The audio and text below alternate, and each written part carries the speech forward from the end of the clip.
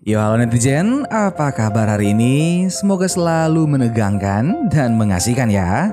Kalaupun ada masalah, nikmati sajalah, oke? Film kita kali ini berjudul A Series of Unfortunate Events yang rilis tahun 2004, di mana bercerita tentang seorang pria bernama Olaf yang ingin mencuri kekayaan 3 bocah yang masih keluarganya juga. Perlu kalian ketahui kalau film ini berhasil mendapatkan beberapa penghargaan. Penasaran kan gimana serunya film ini? Kalau begitu, langsung aja kita let's go ke filmnya.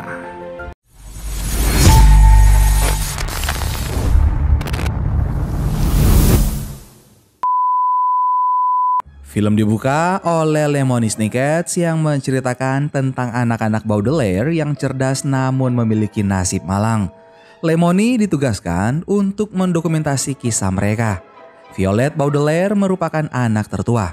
Ia baru berusia 14 tahun tapi bisa menciptakan barang-barang unik dari bahan bekas.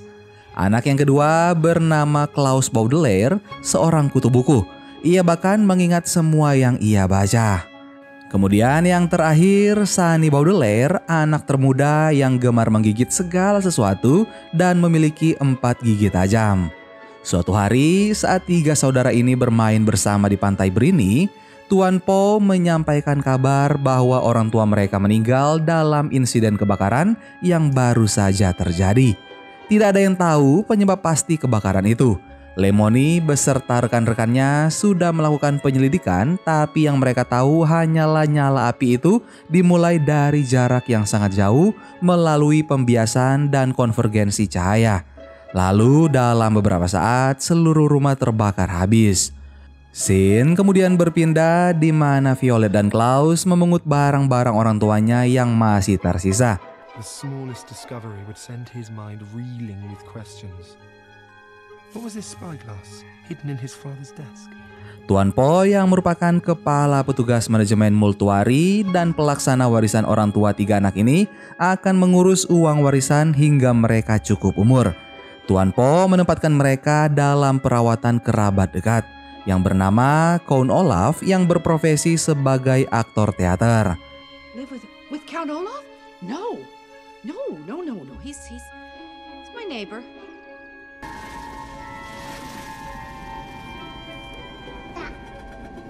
Setelah tiba di sana, Count Olaf menyambut mereka dengan gembira dengan contekan nama-nama mereka di telapak tangan dan segera meminta Tuan Po pergi. Terlihat Count Olaf sangat mengharapkan perwalian anak-anak Baudelaire jatuh padanya. Count Olaf kemudian mengajak mereka berkeliling rumah. Namun ada satu tempat yang tidak boleh mereka datangi, yaitu menara. Hari-hari mereka bersama Count Olaf sangat tidak menyenangkan. Setiap pagi, Count Olaf memerintahkan mereka melakukan banyak pekerjaan. Mereka juga dipanggil dengan sebutan anak-anak yatim piatu. Saat rombongan akting datang, Count Olaf menyuruh mereka memasak untuk makan malam dalam 30 menit.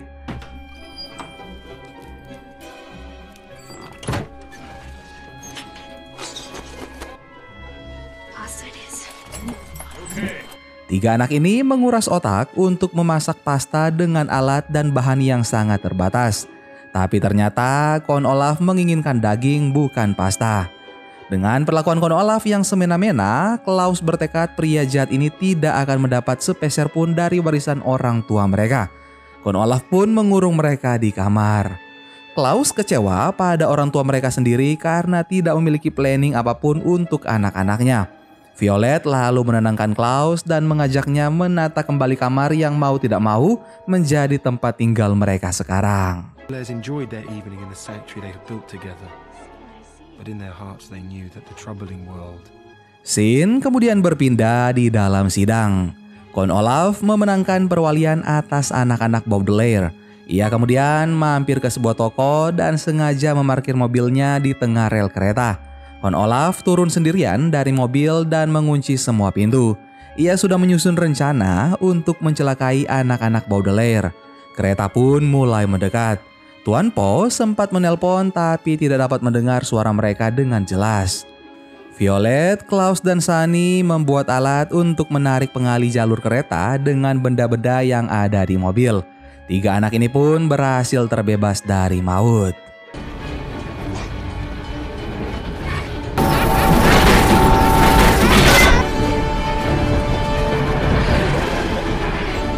Beberapa saat kemudian, Tuan Po datang. Ia pun langsung mengambil alih anak-anak karena Sunny berada di kursi kemudi.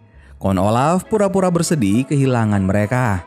Tuan Po kemudian membawa tiga anak Baudelaire ini ke wali asuh yang lain, yaitu seorang ilmuwan bernama Paman Monty yang memiliki koleksi reptil di rumahnya. Klaus melihat sebuah teropong emas di celana Paman Monty yang persis dengan milik ayahnya. Tapi Paman Monty mengalihkan pembicaraan. Paman Monty dulunya memiliki istri dan anak. Keduanya meninggal dalam kebakaran. Paman Monty berkata ia sangat mengerti dengan apa yang mereka alami. Paman Monty pun memperlakukan mereka dengan sangat baik. Namun ini bukanlah akhir yang bahagia, melainkan awal dari kemalangan yang baru bagi anak-anak Baudelaire. Kon Olaf mendatangi mereka dengan menyamar sebagai peneliti bernama Stefano yang akan menggantikan asisten Paman Monty yang sedang sakit. Violet dan Klaus mengenali penyamaran Kon Olaf. Mereka pun segera memberitahu pada Paman Monty melalui Petunia, ular kesayangan Paman Monty.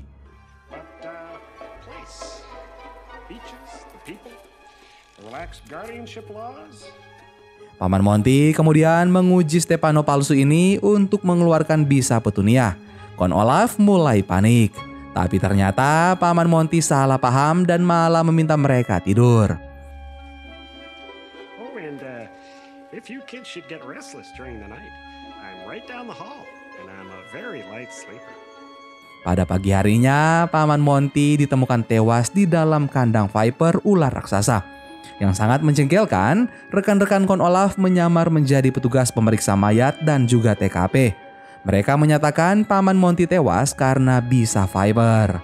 Saat semua orang sedang sibuk, Sunny malah mengejar Viper yang berkeliaran dalam rumah dan bermain bersamanya. Terbukti bahwa Viper bukanlah makhluk berbahaya. Melihat situasinya yang terpojok, Stefano Gadungan alias Kon Olaf menghilang dalam sekejap. Tuan Po kemudian membawa mereka melintasi danau Lacrimos menuju rumah Bibi Josephine. Klaus mulai merasa aneh karena semua wali tampak tidak pernah berhubungan dengan keluarga mereka. Bibi Josephine tampak baik meski agak aneh. Ia sangat paranoid. Tidak mau menyalakan radiator dan kompor karena takut meledak. Melarang anak-anak memakai gagang untuk membuka pintu karena takut akan hancur. Bibi Josephine kemudian memperlihatkan sebuah album foto. Ia dulu suka berpetualang sebelum Ike anaknya tewas. Violet kemudian melihat satu foto dengan Paman Monty dan orang tua mereka di dalamnya. Masing-masing dari mereka mengantongi sebuah teropong emas. Tapi Bibi Josephine langsung merebut foto itu. Did I die in a fire? No, no, no, no. Silly child, no. He was eaten by leeches. Bibi Josephine kemudian mengajak mereka ke kamar sambil mengenang Ike yang digigit lintah Lacrimos yang memiliki 6 deret gigi dan hidung yang tajam. Lintah ini buta tapi bisa mencium makanan pada manusia dari kejauhan bermil-mil. Violet dan Klaus mengajak Bibi Josephine keluar rumah untuk mengurangi paranoidnya. Tapi mereka malah bertemu dengan Kon Olaf yang kembali menyamar sebagai pria bernama Kapten Siam. Kon Olaf dalam sekejap mencuri perhatian Bibi Josephine. Klaus berusaha membongkar penyamarannya, tapi Kon Olaf melakukan penyamarannya dengan sempurna. Bibi Josephine bahkan mengantarkannya pulang. Kawanan Kon Olaf juga berada di sana menyamar sebagai pedagang pasar.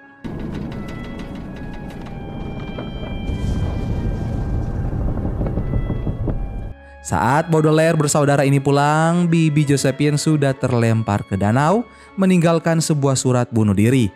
Tapi banyak sekali pelafalan yang salah di dalam surat itu, sedangkan Bibi Josephine adalah wanita dengan tata bahasa yang sempurna. Pada surat itu juga tertulis bahwa Bibi Josephine menyerahkan pengasuhan mereka pada Kapten Siam. Jelas sudah hal ini adalah ulah Kon Olaf. Akan tetapi, Klaus menyadari Bibi Josephine meninggalkan pesan tersembunyi dalam surat yang ditulis di bawah tekanan itu. Beberapa ejaan yang salah adalah petunjuk. Klaus menduga Bibi Josephine tidak mati. Menurut pesan yang dipecahkan Klaus, Bibi Josephine bersembunyi di Gua Carlet. Terlihat cuaca semakin memburuk karena badai segera datang. Violet dan Klaus menemukan foto-foto yang menunjukkan bahwa sang bibi sedang menyelidiki semua kebakaran.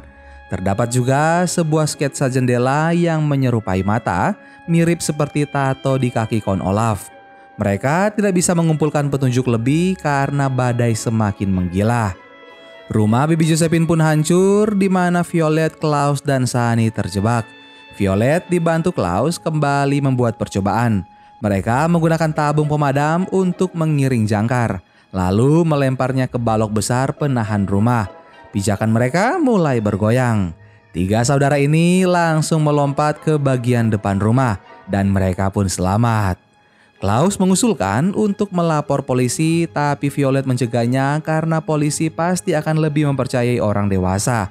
Dengan ingatan 15 buku tentang berlayar dan 2 buku tentang meteorologi yang dibaca Klaus, mereka pun berlayar menuju Gua Carlet untuk menemukan Bibi Josephine dan melarikan diri dari Count Olaf.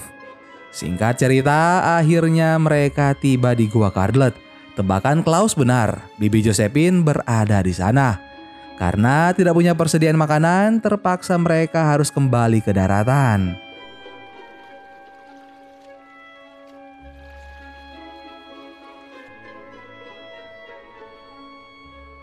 Di perjalanan, Klaus menanyakan penyelidikan kebakaran.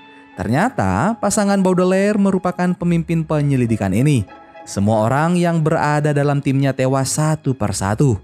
Di tengah percakapan, mereka dihadapkan pada lintah lakrimos. Bibi Josephine baru saja memakan sebuah pisang di perahu sehingga lintah itu mengejar mereka.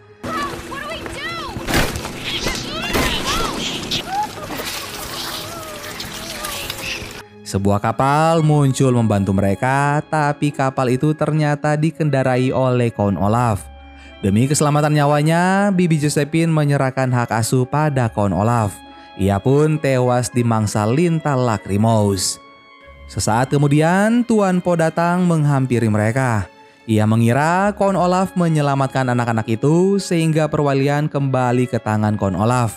Tuan Po mengingatkannya jika sesuatu terjadi pada Violet, Klaus, dan Sunny, maka warisan tidak akan jatuh padanya. Jika salah satu dari anak ini menikah, maka pasangannya berhak mendapat warisan itu. Dalam sekejap, Count Olaf membuat sebuah pertunjukan pernikahan. Ia akan berpura-pura menikahi Violet, dan jika Violet menolak, maka Sunny akan celaka. Violet pun tampak putus asa.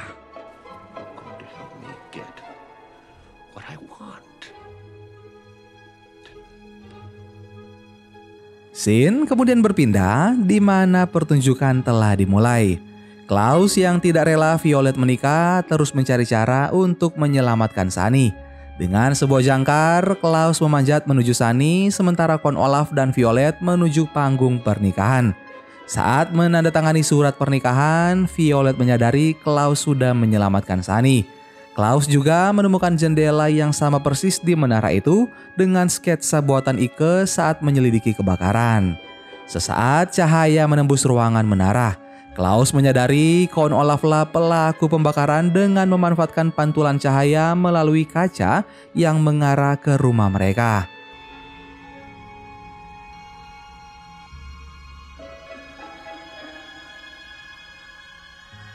Klaus dikejutkan dengan kehadiran Arthur, pria dari komplotan Count Olaf yang langsung menyerangnya. Arthur yang terlempar keluar langsung melapor pada Count Olaf. Violet pun memanfaatkan momen ini untuk mengumumkan yang sebenarnya bahwa Count Olaf mengemas pernikahan ini menjadi sebuah pentas drama agar ia dapat menikahi Violet dengan mudah dan menguasai warisan Baudelaire. Semua undangan menjadi terkejut, tidak terkecuali Tuan Po. Ia pun sangat marah. Sesaat kemudian cahaya kembali muncul dan Klaus langsung memantulkannya ke arah surat nikah yang dipegang Count Olaf hingga surat itu terbakar. Count Olaf akhirnya ditangkap dan dinyatakan bersalah dengan banyak kejahatan yang ia perbuat. Tapi ternyata Count Olaf menghilang setelah rekan-rekannya menyamar menjadi hakim dan membatalkan hukumannya. Masa depan anak-anak Baudelaire semakin tidak jelas. Tuan Po kembali membawa mereka menuju wali selanjutnya. Tapi ia mengajak mampir lebih dulu ke rumah indah mereka yang sudah habis terbakar.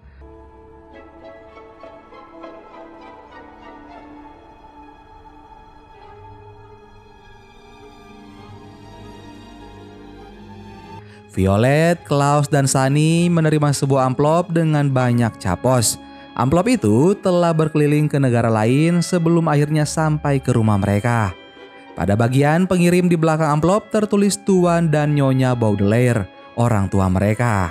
Di dalamnya juga terdapat sebuah surat yang berisi pesan orang tua mereka untuk saling menjaga satu sama lain dan dimanapun mereka berada selama mereka masih bersama, maka akan selalu terasa seperti rumah. Orang tua mereka juga memberikan teropong emas sebagai penyerahan tanggung jawab. Lemony menatap mereka dari jauh dengan teropong yang sama. Ia menyelesaikan tulisannya tentang anak-anak Baudelaire dan mereka yang selalu tahu bahwa ada sesuatu dalam segala hal. Sesuatu untuk ditemukan, sesuatu untuk dibaca, sesuatu untuk digigit, dan sesuatu untuk dilakukan untuk membuat tempat berlindung tidak peduli sekecil apapun. Lemony meninggalkan ruangannya dan ia berkata anak-anak Baudelaire memang sangat beruntung. Tuan Po lalu membawa 3 saudara ini menuju tempat selanjutnya. Dan film A Series of Unfortunate Events pun selesai. Gimana guys film kita kali ini? Silahkan kalian komen di bawah ya. Terima kasih banyak buat kalian yang sudah nonton video ini sampai akhir. Sampai ketemu lagi bareng Mimin Ganteng di film-film seru selanjutnya. Dan kebanyakan orang tidak mengerti betapa berharganya sebuah kebersamaan sampai saatnya perpisahan yang memaksa mereka untuk memahaminya. Dadah.